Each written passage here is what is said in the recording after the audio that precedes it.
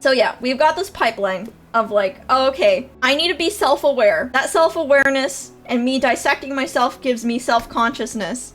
But then my audience counteracts it by telling me I'm great, so now I'm like insecure, but I'm also getting more and more self-centered because my whole life revolves around me and this brand of myself. And then as your numbers start to increase, you feel your own self-worth being tied to your content and its performance, and then the algorithm is magnifying this issue by telling you, oh, when you do this, you're marketable, when you don't, you're a failure.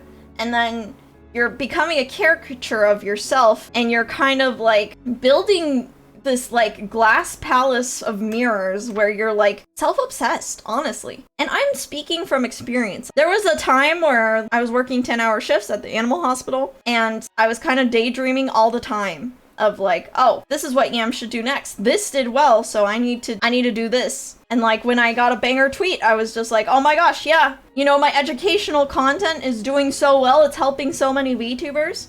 And I started to be kind of obsessed with getting that next good educational piece of content out. And luckily for me, the value of my content isn't directly tied with my personality. If I was a completely different person, but I could still teach as well, I think a lot of people would still come to me, right?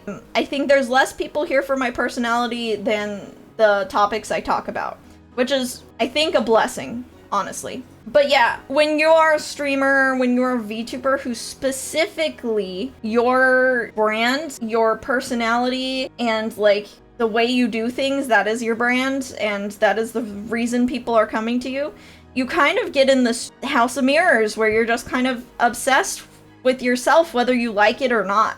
Whether it's you're obsessed with self-hating or you're obsessed with self-ego boosting, like flattering yourself. So sorry. The common thread here, too long, didn't listen, is VTubers have to be obsessed with themselves. Then you have an algorithm that is kind of obsessed with, how do I put this? Like drama?